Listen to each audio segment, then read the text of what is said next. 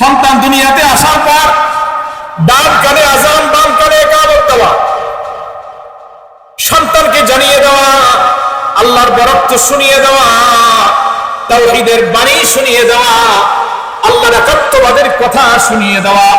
قال النبي صلى الله عليه وسلم رأيت رسول الله صلى الله عليه وسلم أذن في أذن حسن بن علي حين ولدته فاطمة بالصلاة।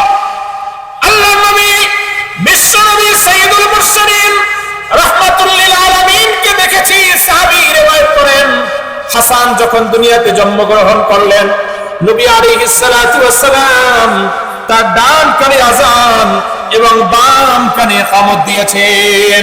এখন তো আমাদের সন্তানগুলো প্রসব হয় হাসপাতালে, হাসপাতালে আযান এবং ইকামত দেওয়ার মতো কোনো পরিবেশ থাকে না। এখন তো সিজার ছাড়া কোনো কথাই নাই। এখন আল্লাহর উপরে তাওয়াক্কুল কমে গেছে, মা বোনদের ইখলাস কমে গেছে, যার কারণে সিজার সিস্টেম বেড়ে গেছে। একটু প্রসব বেদনা শুরু হওয়ার আগে আগেই, সন্তান গর্ভে আসার আগেই ট্রিটমেন্ট শুরু হয়ে যায়। ডাক্তারের কাছে 10 বার 12 বার 14 বার 15 বার যাওয়া হয়। ডাক্তার এমন ট্রিটমেন্ট দেয়, এমন ভয় দেখায়, সিজার করা ছাড়া কোনো উপায় থাকে না। আযান ইকামত দেওয়ার তো সুযোগই নাই। সন্তান 3 নম্বর হক কি পায় বলেন? ডান কানে আযান, বাম কানে ইকামত। তাওহীদের বাণী তাকে শুনিয়ে দেওয়া, তাওহীদের বাণী তার কাছে শুনিয়ে দেওয়া। 4 নম্বর, সন্তান দুনিয়াতে আসার পরে আযান ইকামতের পরে তাহনিক করা। তাহনিক কি করা বলেন? তাহনিক করা। আল্লাহ নবী সাল্লাল্লাহু আলাইহি ওয়াসাল্লাম ইউতা বিসসিবিয়ান, বাচ্চাদেরকে রাসূলের কাছে নিয়ে আসা হতো। আল্লাহ নবী সাল্লাল্লাহু আলাইহি ওয়াসাল্লাম ফায়াদউ লাহুম বিল বারাকাতি, রাসূল তাদের জন্য বরকতের দোয়া করতেন। ওয়ায়ুহান্নিকুহুম, এবং তাহনিক করতেন।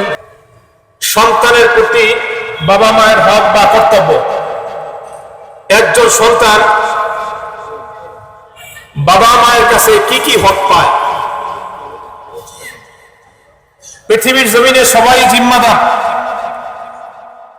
প্রত্যেককেই আল্লাহ পাক রব্বুল আলামিন জিম্মাদারি সম্পর্কে জিজ্ঞেস করবে। সন্তান বাবা মায়ের অধীনস্থ, বাবা মায়ের আওতাধীন। বাবা মায়ের কিছু দায়িত্ব আছে সন্তানের উপর, আবার সন্তানের কিছু দায়িত্ব আছে বাবা মার উপর। আমার নির্ধারিত বিষয়ে আমি আলোচনা করার চেষ্টা করব ইনশাআল্লাহ। আমা তৌফিক ইল্লা বিল্লাহ, আলাইহি তাওয়াক্কালতু ওয়া হুয়া রাব্বুল আরশিল আযীম। এই পৃথিবীর জমিনে যদি মা বাবা সন্তানের অধিকারগুলো ঠিকভাবে আদায় করত, সন্তানের প্রাপ্যগুলি বুঝিয়ে দিত, তাহলে বয়োবৃদ্ধ হওয়ার পরে সন্তান ও মা বাবার অধিকারগুলি বুঝিয়ে দিত। যেহেতু মা বাবা সন্তানের অধিকারগুলো বুঝিয়ে দেন না, হকগুলো আদায় করেন না, যার কারণে পরবর্তীতে সন্তানগুলি বাবা মায়ের সাথে বেয়াদবি করে বসে, বাবা মার সাথে বিরূপ আচরণ করে বসে, বাবা মাকে কষ্ট দেয়। এজন্য আমরা আজকে জানব সন্তান মা বাবার কাছে কি পায়। সময় স্বল্পতার কারণে বেশি ব্যাখ্যা করার সুযোগ হবে না, আমরা মোটামুটি কয়েকটা পয়েন্ট আলোচনা করব ইনশাআল্লাহ। আল্লাহ তাআলা আমাদেরকে শ্রবণ করা এবং বলার তৌফিক দান করেন, সকলে বলি আমিন। আমাদের সন্তানগুলোকে যদি আদর্শ সন্তান হিসেবে আমরা বানাতে চাই, তো সর্বপ্রথম অনাগত একজন সন্তান অবিবাহিত একজন বাবার কাছে একজন আদর্শ মা পায়। কি পায় বলেন? আদর্শ মা। বিবাহ করার আগে, সন্তান তো এখনো হয় নাই, বিবাহ করার পরে না সন্তান আল্লাহ তাআলা দিবেন। একজন দিনদার মা একজন সন্তানের দাবি, একজন নামাজি মা একজন সন্তানের দাবি। এজন্য যিনি বাবা হবেন ভবিষ্যতে, তিনি যখন বিবাহ করবেন, বিবাহ করার ক্ষেত্রে তিনি দিনদারিতাকে প্রাধান্য দিবেন। তিনি দেখবেন কোন মেয়েটা নামাজি, তিনি দেখবেন কোন মেয়েটা পর্দাশীলা, তিনি দেখবেন কোন মেয়েটা চরিত্রবান, তিনি দেখবেন কোন মেয়েটা নম্র ভদ্র। দিনটাকে প্রাধান্য দিয়ে মেয়েটাকে বিবাহ করবেন। এজন্য আল্লাহ নবী সাল্লাল্লাহু আলাইহি ওয়াসাল্লাম বলেন, তুনকাহুল মারআতু লিআরবাইন লিহাসাবিহা ওয়া লিজামালিহা ওয়া লিমালিহা ওয়া লিদীনিহা ফাজফার বিযাতিদ দীন তারিবাত ইয়াদা। আল্লাহ নবী বিশ্বনবী সাইয়্যিদুল মুরসালিন রাহমাতুল লিল আলামিন বলেন, যুবকের দলেরা তোমরা যখন বিবাহ করবা, চারটা গুণ দেখে তোমরা পাত্রী নির্ধারণ করবা। কয়টা গুণ? নবী আলাইহিস সালাতু ওয়াস সালাম বলেন, চারটা গুণ যে মেয়েটার মধ্যে থাকবে তাকে তোমরা বিবাহ করবা। قال النبي صلى الله عليه وسلم تنكح المرأة لأربع لحسبها। এক নম্বর দেখবা মেয়েটার বংশ ভালো কিনা, ওয়ালি জামালিহা। দুই নম্বর দেখবা মেয়েটার সৌন্দর্য আছে কিনা, সৌন্দর্য তো দরকার আছে। ওয়ালি মালিহা। তিন নম্বরে দেখবে মেয়ের বাবার সম্পদ আর পাত্রর যে সম্পদের সাথে মিল আছে কিনা। ওয়ালি দীনিহা। চার নম্বরে দেখবে মেয়েটা দিনদারি কিনা। আল্লাহ নবী সাল্লাল্লাহু আলাইহি ওয়াসাল্লাম বলেন, তিনটা যদি নাও পাও, মেয়েটার সম্পদ নাই, মেয়েটার সৌন্দর্য বেশি একটা ভালো না, মেয়েটার বংশ ভালো না, কিন্তু মেয়েটা দিনদারি, আল্লাহ নবী সাল্লাল্লাহু আলাইহি ওয়াসাল্লাম বলেন, ফাজফার বিযাতিদ দ্বীন। দিনটাকে প্রাধান্য দিয়ে এই মেয়েটাকে তোমার ঘরে তুমি নিয়ে আসবে। দিন যার মধ্যে আছে, যদি তার মধ্যে দিনদারিতা থাকে, তোমার দুনিয়াটা জান্নাতে পরিণত হয়ে যাবে। আর যদি তুমি সৌন্দর্য দেখো, সম্পদ দেখো, বংশ দেখো, তার মধ্যে দিনদারিতা না থাকে, তাহলে তোমার দুনিয়াটা তোমার জন্য জাহান্নাম হয়ে যাবে। যার ঘরের স্ত্রী যত চরিত্রবান, যত দিনদারি, তার ঘরে তত শান্তি, দুনিয়াটাই জান্নাতে পরিণত হয়ে যায়। আর যার ঘরের স্ত্রী যত বদ্দিন, তার ঘরটা দুনিয়ায় জাহান্নামে পরিণত হয়ে যায়। এজন্য বিবাহ করার আগে বাবার কাছে ভবিষ্যৎ সন্তানের কি পাওনা বলেন তো? একটা আদর্শবান দিনদারি মা সে পায়। আল্লাহ নবী সাল্লাল্লাহু আলাইহি ওয়াসাল্লাম বললেন, চারটা গুণ দেখে বিবাহ করো। এর মধ্যে যদি তিনটা নাও পাও, দিনদারি পাও, তাহলে মেয়েটাকে বিবাহ করে নাও। কারণ আল্লাহ পাক রব্বুল আলামিনের মধ্যেই তোমার বরকত দান করবেন। قال النبي صلى الله عليه وسلم الدنيا كلها متاع وخير متاع الدنيا المرأة الصالحة। কারণটা কি? আল্লাহ নবী সাল্লাল্লাহু আলাইহি ওয়াসাল্লাম বলেছেন, দুনিয়ার মধ্যে যা কিছু আছে সব সম্পদ, এর মধ্যে উত্তম সম্পদ হলো নেককার স্ত্রী। الدنيا كلها متاع وخير متاع الدنيا المرأة الصالحة। দুনিয়ার মধ্যে যা কিছু আছে সব সম্পদ, এর মধ্যে সবচেয়ে উত্তম সম্পদ হলো নেককার স্ত্রী। কি বলে? নেককার স্ত্রী। যার ঘরে নেককার স্ত্রী আছে তার ঘরটাই জান্নাত, যার ঘরে নেককার স্ত্রী আছে তার ঘরটাই জাহান্নাম। নেককার স্ত্রীর উদাহরণটা কেমন, দৃষ্টান্তটা কেমন?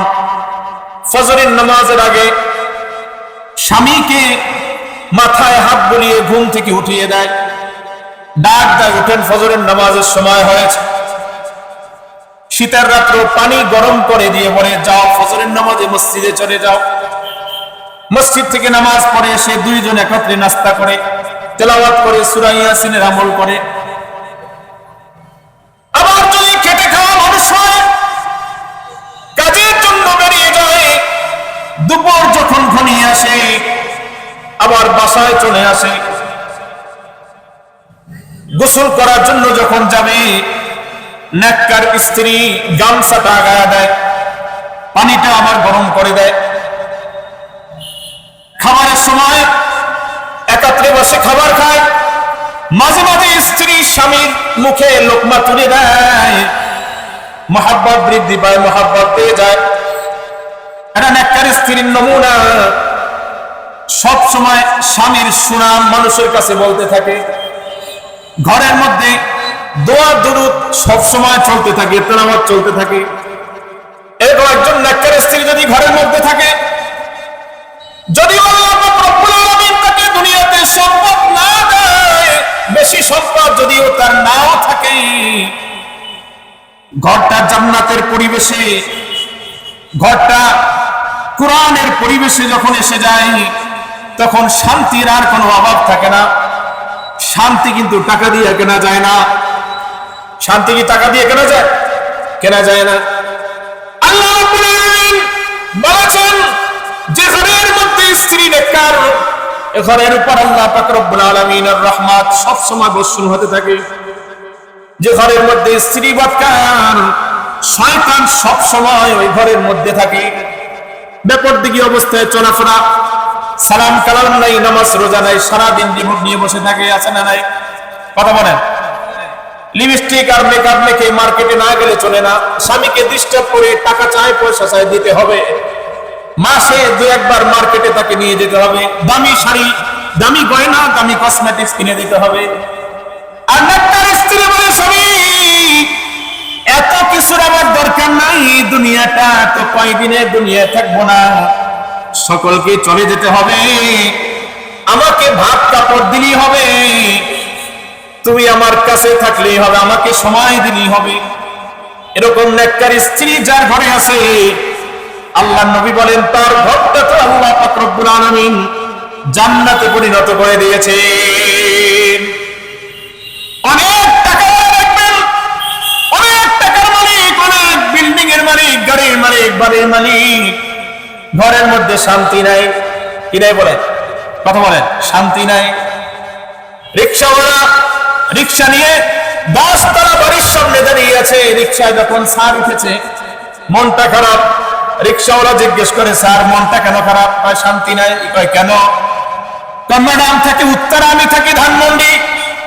ম্যাডাম এক অফিসে চাকরি করে, একটা ছেলে দিয়েছে, একটা মেয়ে দিয়েছে, একটা থাকে আমেরিকা আর একটা থাকে ইটালি। ম্যাডাম থাকে ধানমন্ডি, আমি থাকি উত্তরা। ম্যাডাম সেখানে যে চাকরি করে যেই বেতনে, আমিও সেই বেতনে চাকরি করি, কিন্তু তার সাথে আমার 3 বছর যাবৎ সাক্ষাৎ নাই। ঘরের মধ্যে একা থাকি, না জানি কোন সময় একা একা মরে থাকি, মরণের সময় না জানি আমার পানিটুকু মুখে দেওয়ার কেউ নাই।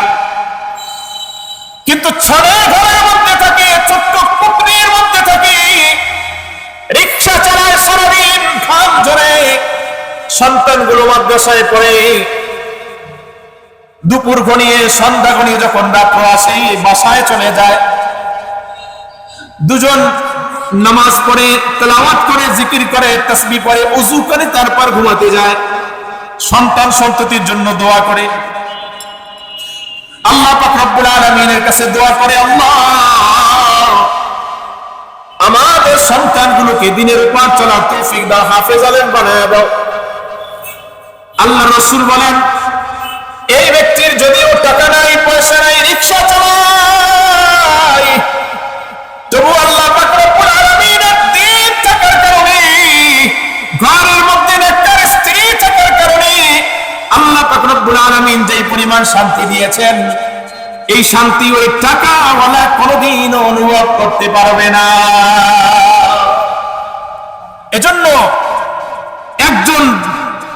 কাছে, মায়ের কাছে, একজন বাবার কাছে সন্তান অগ্রিম একটা নিয়ামত পায়, অগ্রিম একটা হক পায়, সেটা হচ্ছে একটা নেককার মা।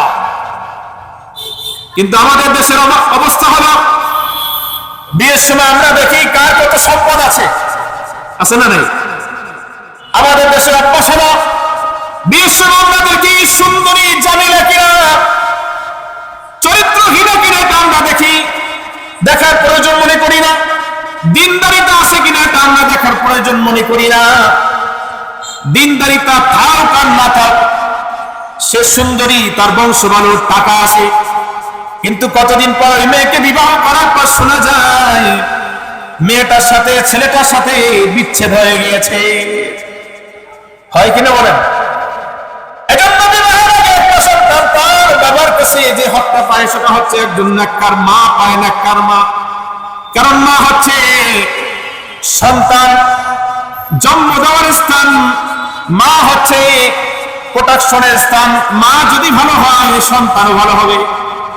মায়ের কাছে সন্তান বেশি থাকে, বেশি সময় থাকে, মায়ের কাছেই হাতে খড়ি হয়। এজন্য মা যদি ভালো হয়, সন্তানটাও ভালো হবে। এজন্য সন্তান বিবাহের আগে বাবার কাছে যে হকটা পায়, একজন আদর্শবান মা, দিনদারি মা বাবার কাছে পায়। আল্লাহ নবী সাল্লাল্লাহু আলাইহি ওয়াসাল্লাম বলেছেন, আরবাউন মিনাস সাআদা, চারটা জিনিস সৌভাগ্যের লক্ষণ। কয়টা? চারটা জিনিস হচ্ছে সৌভাগ্যের লক্ষণ।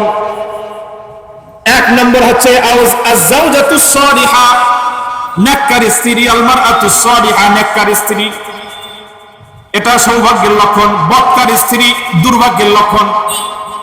দুই নম্বর হচ্ছে আল মাসকানুল ওয়াসিআ, প্রশস্ত একটা বাড়ি। তিন নম্বর হচ্ছে আল মারকাবুল হানি, চলার জন্য একটা বাহন। চার নম্বর হচ্ছে আল জারুস সালিহ, নেককার প্রতিবেশী। চারটা জিনিস হচ্ছে সৌভাগ্যের লক্ষণ। কয়টা জিনিস? কেউ তো বয়ান শোনে না, সবাই লিপ্ত আছে বিভিন্ন বিভিন্ন ইসে। কয়টা জিনিস? কিসের লক্ষণ? এক নম্বর আল মারআতুস সালিহা, নেককার স্ত্রী, সৌভাগ্যের লক্ষণ। দুই নম্বর আল মাসকানুল ওয়াসিআ, প্রশস্ত বাড়ি, সৌভাগ্যের লক্ষণ। তিন নম্বর আল মারকাবুল হানি, একটা বাহন থাকা, সৌভাগ্যের লক্ষণ। চার নম্বর আল জারুস সালিহ, নেককার প্রতিবেশী, সৌভাগ্যের লক্ষণ। আপনার বাড়ির পাশে যদি একটা দুর্নীতিবাজের বাড়ি থাকে, মাদকাসক্তের বাড়ি থাকে, যে আপনাকে দেখতে পারে না, তাহলে অবস্থা খারাপ। কিন্তু যদি একটা নেককার মানুষের বাড়ি থাকে, তাহলে আপনি সৌভাগ্যশীল। প্রথমটা যে বললেন আল্লাহ নবী সাল্লাল্লাহু আলাইহি ওয়াসাল্লাম, সৌভাগ্যের লক্ষণ, প্রথমেই বললেন নেককার স্ত্রী হচ্ছে সৌভাগ্যের লক্ষণ। কারণ যার ঘরে নেককার স্ত্রী আছে, আল্লাহ পাক রব্বুল আলামিন তার ঘরটাকে রহমত দিয়ে পরিপূর্ণ করে দেন। قال النبي صلى الله عليه وسلم من رزقه الله امرأة صالحة, যাকে আল্লাহ পাক রব্বুল আলামিন একজন নেককার স্ত্রী দান করেছেন, ফাকাদ আ'ানাহু আলা শাতরি দীনিহি, আল্লাহ পাক রব্বুল আলামিন তো তাকে অর্ধেক দিনের উপরে সহযোগিতা করেছেন। ফালিয়াত্তাকিল্লাহা ফিন নিসফিল বাকি, আর অর্ধেকের জন্য বান্দা যদি আল্লাহ পাক রব্বুল আলামিনকে ভয় করে, তাহলে সে পরিপূর্ণ মুত্তাকিন এবং তাকওয়াবান হতে পারবে। নেককার স্ত্রী যার ঘরে আছে, তার অর্ধ ইমানের হেফাজত তার হয়ে গেছে। নেককার স্ত্রী যার ঘরে আছে, তার অর্ধেক ইমানের হেফাজত হয়ে গেছে। বাকি অর্ধেকের জন্য আল্লাহ তাআলাকে ভয় করলেই চলবে। আল্লাহ নবী সাল্লাল্লাহু আলাইহি ওয়াসাল্লাম এই কথা বলছেন। প্রথম পয়েন্টের আলোচনা করলাম, একজন বাবার কাছে ভবিষ্যৎ সন্তান কি পায়? একজন ভালো মা পায়। কিন্তু আমাদের সমাজে কি এটা আছে? বিবেচনা করা হয়? কথা বলেন, বিবেচনা করা হয় না।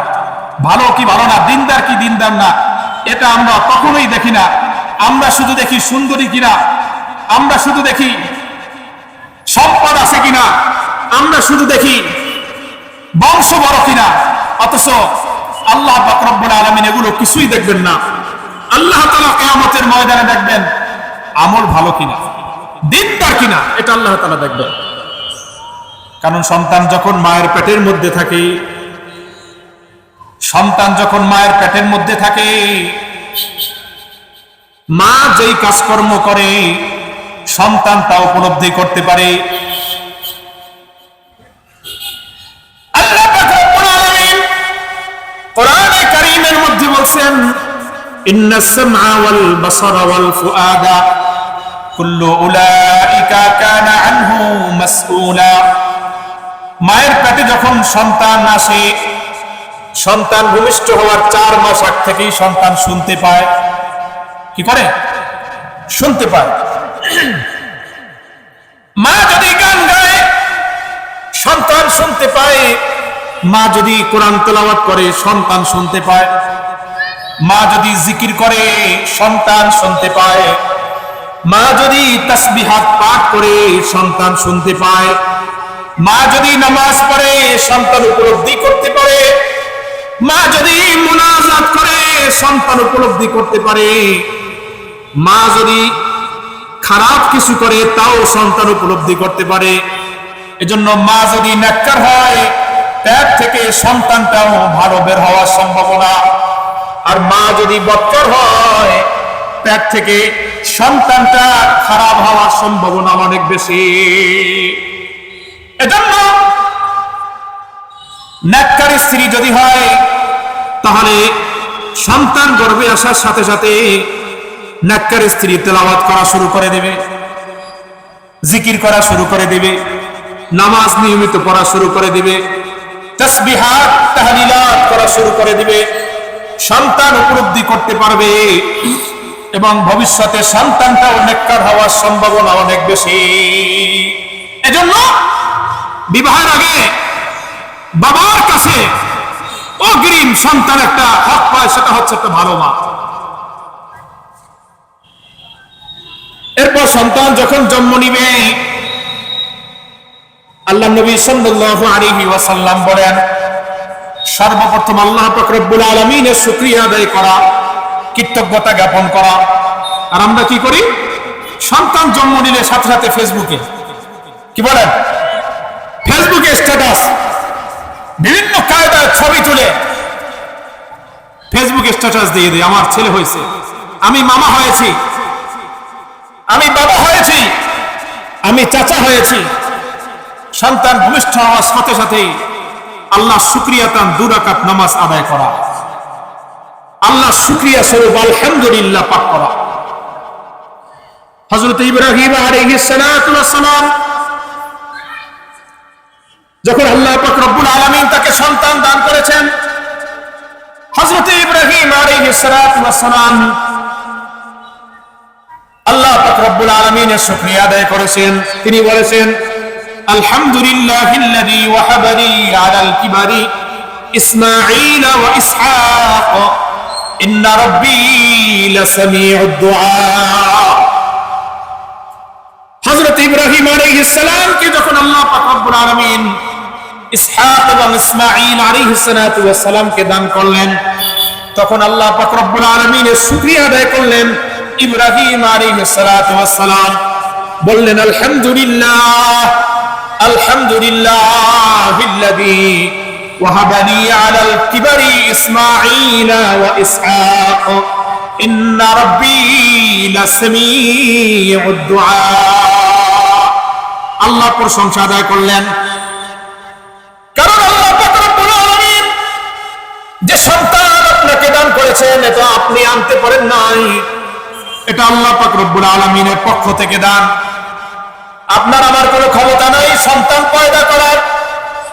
রব্বুল ইজ্জত যখন চাবেন তখন দুনিয়াতে আগমন করবেন, আল্লাহ চাবেন না তো সন্তান দেওয়ার মতো ক্ষমতা কারো নাই।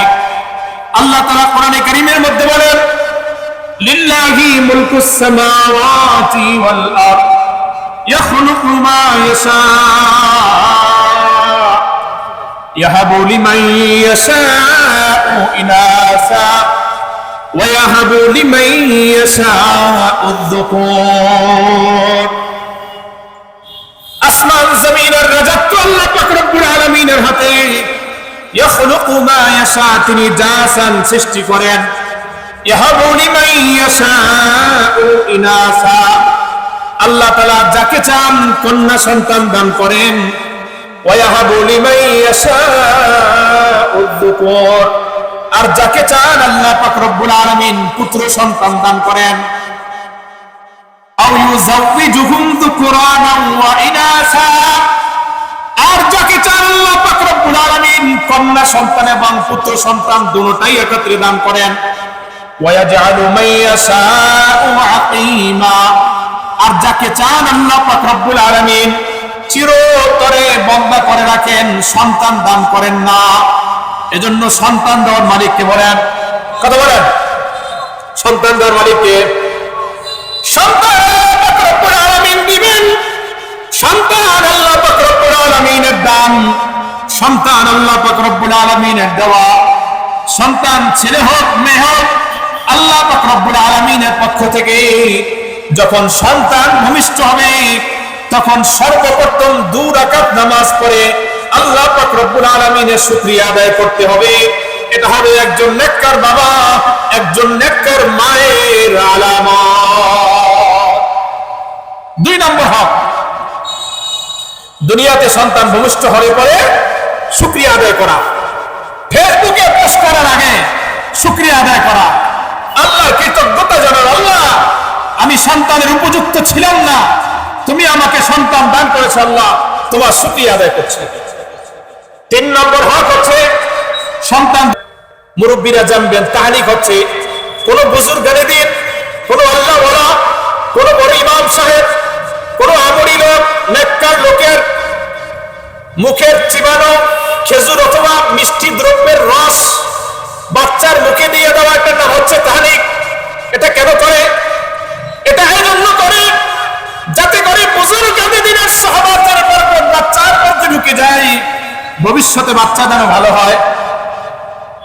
আর আমাদের দেশের অভ্যাস আছে বাচ্চা জন্ম নেওয়ার পরে ফেসবুকে পোস্ট করা, বাচ্চা জন্ম নেওয়ার পরে কোথায় তাহানিক কোথায় কি, বাচ্চার কপালের উপরে একটা টিপ কাজল দেয়, পায়ের আঙ্গুলের মধ্যে কালি লাগায়া দেয়, পাতায় কালি লাগায়া দেয়, আছে না নাই? কথা বলেন। আল্লাহ নবী সাল্লাল্লাহু আলাইহি ওয়াসাল্লাম তাহনিক করতেন। এজন্য 4 নম্বর হক হচ্ছে তাহনিক করা। 5 নম্বর হক, বাবা মায়ের কাছে সন্তান পায়, এটা মায়ের কাছে পায়। মায়ের বুকের দুধ 2 বছর পর্যন্ত খাওয়ানো। কয় বছর? কথা বলেন। ওয়াল ওয়ালিদাতু ইরদি'না আওলাদাহুন্না হাওলাইনি কামিলাইনি লিমান আরাদা আন ইউতিম্মা আর-রাদা'a। আল্লাহ রাব্বুল আলামিন বলেন, ওয়াল ওয়ালিদাতু ইরদি'না আওলাদাহুন্না, মায়েরা যেন তাদের সন্তানদেরকে ইরদি'না আওলাদাহুন্না হাওলাইনি কামিলাইন, 2 বছর যেন দুধ খাওয়ায়।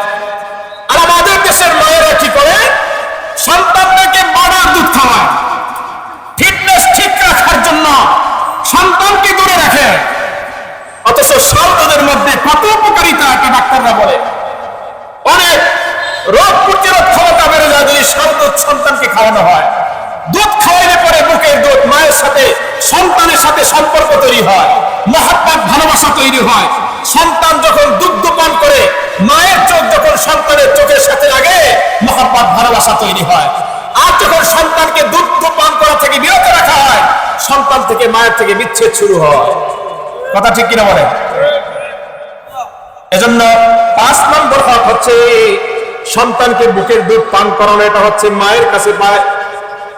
6 নম্বর হক সন্তানের সুন্দর একটা নাম রাখা। আল্লাহ নবী সাল্লাল্লাহু আলাইহি ওয়াসাল্লাম বলেছেন, ইন্নাকুম তুদআউনা ইয়াওমাল কিয়ামাতি বিআসমাইকুম ওয়া আসমাই আবাইকুম। কিয়ামতের ময়দানে তোমাদেরকে তোমাদের বাপের নামে এবং তোমাদের নাম ধরে ধরে আল্লাহ তাআলা ডাকবেন। এখন আমাদের সন্তানদের নাম রাখি আমরা ঝুমকা। আচ্ছা, আজানটা হোক নাকি? আজান হোক, এরপরে আমরা আবার বয়ান করি, শেষ করে নিব ইনশাআল্লাহ। তো বলতেছিলাম সন্তানের সুন্দর একটা নাম রাখা। আল্লাহ নবী সাল্লাল্লাহু আলাইহি ওয়াসাল্লাম বলেছেন, ইন্না আহাব্বা আসমাআ ইলাল্লাহি আযজা ওয়া জাল আব্দুল্লাহ আব্দুর রহমান। আল্লাহ তাআলার নিকট সবচেয়ে সুন্দর নাম হচ্ছে কি আব্দুল্লাহ আব্দুর রহমান। আম্বিয়া আলাইহিমুস সালাতু ওয়াস সালামদের নাম, সাহাবায়ে কেরামদের নাম, এটা বাবা মায়ের কাছে সন্তান পায়। সন্তানের নাম রাখি আমরা আকাশ, বাতাস, টুনি, জুনি, জুমকা, নদী, ঝর্ণা, অনিসলামিক নাম আমরা রাখি। এই নামের একটা প্রভাব সন্তানের উপরে পড়ে।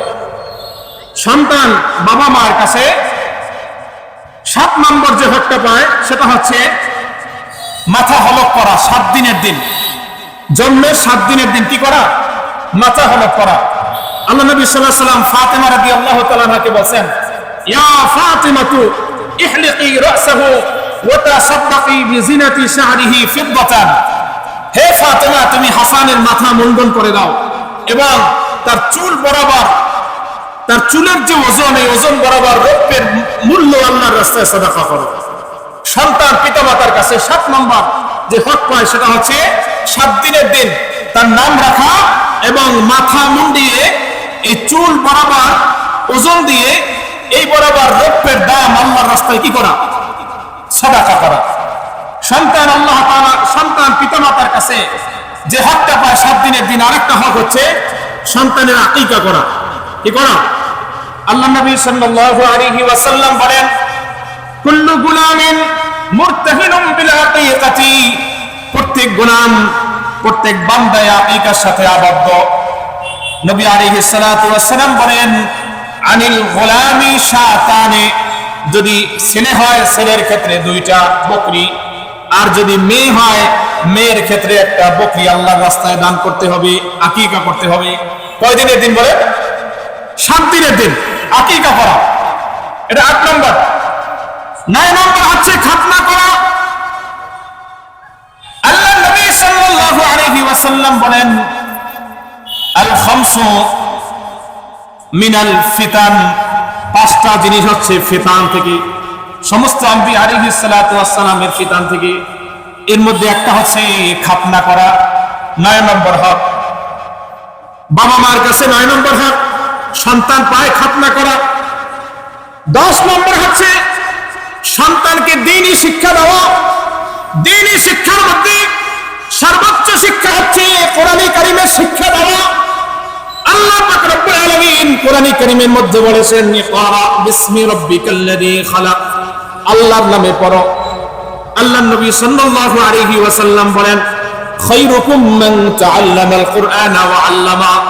তোমাদের মধ্যে সর্বোত্তম ওই ব্যক্তি যে কোরআন কারীম শিক্ষা করে এবং অপরকে শিক্ষা দেয়। কিয়ামতের ময়দানে, বিচার দিবসে, কঠিন মুসিবতের দিনে আল্লাহ রাব্বুল আলামিন এই যুন্নুরাইন হাফিজি কোরআন মাদ্রাসার হাফেজদেরকে আল্লাহ তাআলা কিয়ামতের ময়দানে বলবেন, ইকরা ইকরা ওয়ারতাকি। পড়তে থাকো এবং উচ্চ মর্যাদায় উঠতে থাকো। ওয়ারাত্তিল কামা কুনতা তুরাত্তিলু ফিদ দুনিয়া। দুনিয়াতে যেমনি ভাবে সুমধুর কণ্ঠে তেলাওয়াত করতে, আজকেও তোমরা তেলাওয়াত করতে থাকো। ফাইন্না মানজিলাকা ইনদা আখিরি আয়াতিন তাকরাউহা। যেখানে তোমার তেলাওয়াত শেষ হয়ে যাবে সেখানে তোমার স্তরও শেষ হয়ে যাবে। কিয়ামতের ময়দানে, কঠিন দিনে, বিচার দিবসে আল্লাহ পাক রব্বুল আলামিন যারা দুনিয়াতে কোরআন কারীমের তেলাওয়াত করেছে, মান ক্বারাআল কুরআন ওয়া আমিলা বিমা ফীহি, যারা কোরআন পড়েছে এবং কোরআনের উপরে আমল করেছে, উলবিসা ওয়ালিদাহু তাজাই ইয়াউমাল কিয়ামা। তাদের পিতামাতাকে কিয়ামতের ময়দানে নূরের টুপি যিনি পরিয়ে দিবেন তিনি কে বলেন? আল্লাহ। এজন্য সন্তানদেরকে দ্বীনি শিক্ষায় শিক্ষিত করা, সন্তানদের হাতে খড়ি কোরআন কারীমের মাধ্যমে দেওয়া, সন্তানদেরকে আদর্শবান সন্তান হিসাবে গড়ে তোলা, যাতে করে মরণের পরে আমাদের কবরের পাশে দাঁড়িয়ে সন্তান যেন আমাদের জন্য দোয়া করে, এমন সন্তান আমাদের তৈরি করা। এজন্য বাবা মায়ের কাছে সন্তান 10 নম্বর যে হকটা পায় সেটা হচ্ছে দ্বীনি শিক্ষায় শিক্ষিত করা। 11 নম্বর সন্তানকে নামাজ শিক্ষা দেওয়া। আল্লাহ নবী সাল্লাল্লাহু আলাইহি ওয়াসাল্লাম বলেন, মুরু আওলাদাকুম বিস-সালাহ ওয়া হুম আবনাউ সাবঈ সিনিন, তোমরা তোমাদের সন্তানদেরকে নামাজের আদেশ দাও যখন তাদের বয়স 7 হবে। ওযরিবুহুম আলাইহা ওয়া হুম আবনাউ 10 সিনিন, যখন 10 বছর হয় নামাজের জন্য তাদেরকে প্রহার করো, নামাজের শিক্ষা দাও, ঘরে নিজেও নামাজ পড়ো, নামাজের পরিবেশ কায়েম করো, নামাজের শিক্ষা সন্তানদেরকে দাও। যদি নামাজ না পড়ে ঘরে ভাত বন্ধ করে দেওয়া, সন্তানদেরকে নামাজের কথা বলা, দ্বীনি শিক্ষা যদি সন্তানদের মধ্যে থাকে তাহলে সে নামাজ পড়বে। আর যদি সন্তানদের মধ্যে দ্বীনি শিক্ষা না থাকে তাহলে নামাজ পড়বে না। এজন্য এই জুন্নুরাইন আল কোরআন একাডেমি সহ যতগুলো মাদ্রাসা আছে, মাদ্রাসাগুলোর ছেলেরা দেখবেন নামাজের মাসলা মাসাইল সুন্দরভাবে তারা পারে কিনা বলেন? সুন্দরভাবে তারা নামাজ পড়তে পারে, সুন্দরভাবে তারা তেলাওয়াত করতে পারে, সুন্দরভাবে তারা এভাবে জিকির তাসবিহাত তাহলিলাত করতে পারে। এজন্য তাদেরকে নামাজের ট্রেনিং দেওয়া, নামাজের শিক্ষা দেওয়া। ওই যে বলছিলাম, মা যদি নামাজ পড়ে সন্তানটাও সাথে সাথে নামাজ পড়ে, বাবা যদি নামাজে যায় সন্তানটাও সাথে সাথে নামাজে চলে যায়। এজন্য মা বাবার উপর দায়িত্ব হচ্ছে নিজে জাহান্নামের আগুন থেকে বাঁচা, সন্তানদেরকে জাহান্নামের আগুন থেকে বাঁচানো, তাদেরকে নামাজের তাগিদ দেওয়া, নামাজের কথা বলা। বাবা মায়ের কাছে সন্তান 12 নম্বর যে হক পায় সেটা হচ্ছে আচরণের ক্ষেত্রে সাবধানতা অবলম্বন করা, সন্তানের সামনে ঝগড়াঝাটি না করা, স্ত্রীকে মারধর না করা, বাবা মা মারধর না করা, সন্তানের সামনে মিথ্যা কথা না বলা, সন্তানকে এসব থেকে দূরে রাখা। বাবা মায়ের কাছ থেকে সন্তান যখন এগুলো শিখবে তখন সে এভাবে নিজেও ঝগড়াঝাটিতে লিপ্ত হবে, মিথ্যা কথায় লিপ্ত হবে। পাওনাদার বাড়িতে আসছে, বলতেছে তোমার বাবা কি ঘরে আছে?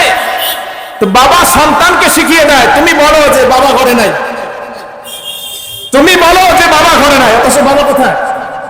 ঘরের মধ্যে। তো বাবা সন্তানকে কি শিখাইলো? মিথ্যা শিখাইলো। এজন্য আচরণের ক্ষেত্রে সাবধানতা অবলম্বন করা। যদি রান্না একটু লবণ বেশি হয় তো স্ত্রীর অবস্থা খারাপ, মারধর শুরু হয়ে যায়, সন্তান এগুলো দেখে না। কথা বলেন, আচরণ বিধির ক্ষেত্রে সাবধানতা অবলম্বন করা, এটা সন্তান মা বাবার কাছে এটা পায় যে সুন্দর আচরণ বাবা মার কাছ থেকে সন্তান শিখবে। 13 নম্বর, বাচ্চাদেরকে সময় দেওয়া, বাচ্চাদেরকে সময় দেওয়া, তাদেরকে নিয়ে একটু ঘুরতে যাওয়া, নামাজে নিয়ে যাওয়া, তাদেরকে সাথে নিয়ে একটু নাস্তা করা, তাদেরকে সাথে নিয়ে একটু জগিং করা। বাচ্চাদেরকে সময় দেওয়ার মতো সময় তো আমাদের নাই, আমরা সময় পাই না। সকালবেলা যখন অফিসে চলে যায় তখনও বাচ্চা ঘুমায়, আবার যখন রাত্রিবেলা 11টার সময় আসে তখনও বাচ্চা ঘুমায়। বাচ্চার সাথে বাবার সাথে কোনো সাক্ষাৎ নাই। এজন্য বাচ্চাদেরকে যত বেশি সময় দিবেন আপনার সাথে তত বেশি মহব্বত ভালোবাসা হবে, আপনার সাথে তত বেশি প্রেম ভালোবাসা হবে, বাচ্চা তত বেশি আপনার ভক্ত হয়ে যাবে। আর যত তার থেকে দূরে থাকবেন তত আপনার থেকে বিচ্ছিন্ন থাকবেন, বাচ্চাও আপনার থেকে দূরে সরে যাবে। 14 নম্বর হক, যদি সন্তান মেয়ে হয় ছেলের চাইতে মেয়েকে বেশি ভালোবাসা, একটু বেশি ভালোবাসা। কারণ আল্লাহর নবী সাল্লাল্লাহু আলাইহি ওয়াসাল্লাম ফাতেমাকে বেশি ভালোবাসতেন। যখন কোথাও যেতেন নবী আলাইহিস সালাতু ওয়াস সালাম ফাতেমার সাথে দেখা করে যেতেন, আবার কোথাও থেকে আসলে ফাতেমাকে আগে দেখতেন, কন্যাদেরকে বেশি ভালোবাসতেন। এজন্য ছেলের তুলনায় কন্যাদেরকে একটু ভালোবাসা। 15 নম্বর হক হচ্ছে ঘরের ভিতর শয়তানি উপাদান থেকে সন্তানদেরকে হেফাজত করা। গুরুত্বপূর্ণ পয়েন্ট শেষ করে দিচ্ছি আমি। ঘরের মধ্যে শয়তানি উপাদান, এর থেকে সন্তানদেরকে দূরে রাখা। শয়তানি উপাদানের মধ্যে একটা হচ্ছে মোবাইল, এটা কি বলেন? মোবাইল। 2 নম্বর হচ্ছে টিভি, মোবাইল, ডিসলাইট, এর থেকে সন্তানদেরকে দূরে রাখা। কার্টুন থেকে সন্তানদেরকে দূরে রাখা, শয়তানি উপাদান থেকে সন্তানদেরকে দূরে রাখা। তাহলেই সন্তানটা আপনার আদর্শবান এবং ভালো সন্তান হিসাবে সে সমাজের মধ্যে আস্তে আস্তে গড়ে উঠবে। একদিন আপনার সুনাম হবে, দুর্নাম হবে না। 16 নম্বর, সন্তানকে পর্দা শিক্ষা দেওয়া। সন্তানকে বলা 14 জন লোকের সাথে তোমার দেখা দেওয়া জায়েজ আছে। এর বাইরে কন্যা সন্তানকে বলা, এর বাইরে কোনো পুরুষের সাথে তোমার দেখা দেওয়া জায়েজ নাই। পুত্র সন্তানকে দেওয়া বলা, এই 14 জনের বাইরে কারো 14 জনের বাইরে যারা আছে তাদের সাথে তুমি সাক্ষাৎ করতে পারবে না। পর্দা শিক্ষা দেওয়া, হিজাব শিক্ষা দেওয়া। এজন্য মা বাবা যদি দিনদার হয় সন্তানটাও হিজাব বলা হয়। মা যদি পর্দাশীলা হয় সন্তানটাও পর্দাশীলা হবে। বাবা যদি পর্দাশীল হয় সন্তানটাও পর্দাশীল হবে। এজন্য সন্তানকে পর্দা শিক্ষা দেওয়া।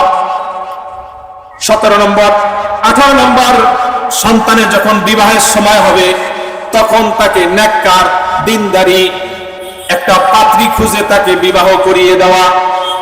সম্পদশালী, বংশ সুন্দরী এগুলো না দেখে দিনদারি একটা পাত্র দেখে তাকে বিবাহ করিয়ে দেওয়া। সর্বশেষ 18 নম্বর, সন্তানের জন্য বরকতের দোয়া করা। আল্লাহ পাক রব্বুল আলামিন বলেন, সন্তানের জন্য চোখের পানি ছেড়ে গভীর রজনীতে তাহাজ্জুদের মুসাল্লায় আল্লাহ পাক রব্বুল আলামিনের কাছে দোয়া করা। রব্বানা হাব লানা মিন আজওয়াজিনা ওয়া যুররিয়াতিনা কুররাতা আ'য়ুন ওয়াজআলনা লিল মুত্তাকিনা ইমামা। আল্লাহ রব্বুল আলামিনের কাছে বলো, আল্লাহ রব্বানা হাব লানা মিন আজওয়াজিনা ওয়া যুররিয়াতিনা, আমার স্ত্রী এবং আমার সন্তান সন্ততি যারা আছে, কুররাতা আ'য়ুন, তারা যেন আমার চোখের শীতলতা হয়ে যায়, তাদেরকে দেখলেই যেন মনটা ভালো হয়ে যায়। ওয়াজআলনা লিল মুত্তাকিনা ইমামা, এবং মুত্তাকিনদের জন্য আমাদেরকে পথ প্রদর্শক হিসেবে কবুল করেন। তাহাজ্জুদের জায়নামাজে নামাজ আনতে আল্লাহ পাক রব্বুল আলামিনের কাছে সন্তান সন্ততির জন্য দোয়া করা। কারণ মা যখন সন্তানের জন্য দোয়া করবে, বাবা যখন সন্তানের জন্য দোয়া করবে, তখন আল্লাহ পাক রব্বুল আলামিন এই দোয়া কবুল করতে আর কোনো হিসাব, কোনো বাধা পর্দা থাকে না। এজন্য সন্তানের বরকতের জন্য আল্লাহ পাক রব্বুল আলামিনের কাছে দোয়া করা। আল্লাহ পাক রব্বুল আলামিনের কাছে বলা, আল্লাহ আদর্শবান সন্তান হিসাবে আমাদের সন্তানগুলোকে কবুল করে নাও। এজন্য আদর্শবান সন্তান তৈরি হওয়ার কারখানা হচ্ছে এই মাদ্রাসাগুলি। এই মাদ্রাসাগুলোতে তেলাওয়াত হয় এমন সময়, ভোর রাতে যখন সমস্ত মানুষ ঘুমিয়ে থাকে, তখন হেফজখানার ছাত্রগুলি তেলাওয়াত করতে ব্যস্ত হয়ে যায়। এদের কারণে আজকে দুনিয়া টিকে আছে। দুনিয়ার মানুষ যখন সবাই ঘুমায়, তখন এই সন্তানগুলি আল্লাহর কোরআন তেলাওয়াত করে কিনা বলেন? সমস্ত মানুষগুলো যখন ঘুমায় তখন আল্লাহর জিকিরে ব্যস্ত থাকে। সমস্ত মানুষ যখন ঘুমায় তখন সমগ্র পৃথিবীবাসীর জন্য এরা দোয়া করতে থাকে। এজন্য এই মাদ্রাসাগুলির দিকে খেয়াল রাখা। এই মাদ্রাসায় সন্তান সন্ততিকে দ্বীন শিক্ষা দেওয়ার জন্য ভর্তি করা, এই মাদ্রাসায় কোরআন শিক্ষা দেওয়ার জন্য সন্তানগুলোকে ভর্তি করা।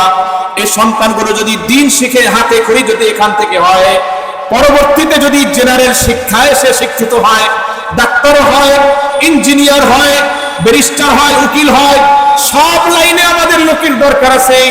হাতে খড়ি যদি কোরআন দিয়ে হয়, আদর্শবান সন্তান হয়, পরবর্তীতে যদি ইঞ্জিনিয়ার, ডাক্তার, উকিল, ব্যারিস্টার যা হয় না কেন, আল্লাহ পাক রব্বুল আলামিন এদের হাতে কখনো অকল্যাণ দিবেন না। সমাজের মধ্যে এরা কখনো দুর্নীতি করবে না। এজন্য আপনার সন্তানগুলো আমাদের মাদ্রাসাগুলোতে ভর্তি করবেন ইনশাআল্লাহ। সন্তানদের হাতে খড়ি যতটুকু না শিখলেই নয়, ততটুকু এখান থেকে শিক্ষা দিবেন, শিক্ষা নেবেন। সন্তানদেরকে ধর্মীয় শিক্ষায় শিক্ষিত করবেন, সন্তানদেরকে কোরআনের শিক্ষায় শিক্ষিত করবেন। এরপরে সে জেনারেল সাবজেক্ট পড়ুক, কোনো সমস্যা নাই। সে ইঞ্জিনিয়ার হোক, ডাক্তার হোক, কোনো আপত্তি নাই। যদি তার মধ্যে দ্বীনি শিক্ষা থাকে, সে কখনো দুর্নীতিবাজ হবে না। যদি তার মধ্যে দ্বীনি শিক্ষা থাকে, সে কখনো ঘুষখোর হবে না। যদি তার মধ্যে দ্বীনি শিক্ষা থাকে, তবে এই কুলাঙ্গার যে হাদিকে হত্যা করেছে, এর মতো কুলাঙ্গার সে হবে না। আল্লাহ তাআলা আমাদেরকে আমাদের সন্তানদের হকগুলো আদায় করার তৌফিক দান করেন। এবং যারা আমরা বিবাহ করি না এখনো, আমাদেরকে আল্লাহ তাআলা দ্বীনি, দিনদারি, ধার্মিক এরকম একজন মেয়েকে আল্লাহ তাআলা বিবাহ করার তৌফিক দান করেন, যেটা সন্তান বিবাহের আগেই পায়। আল্লাহ তাআলা আমাদেরকে হকগুলো বোঝার তৌফিক দান করেন। আমা আলাইনা ইল্লাল বালাগ। আসসালামু আলাইকুম।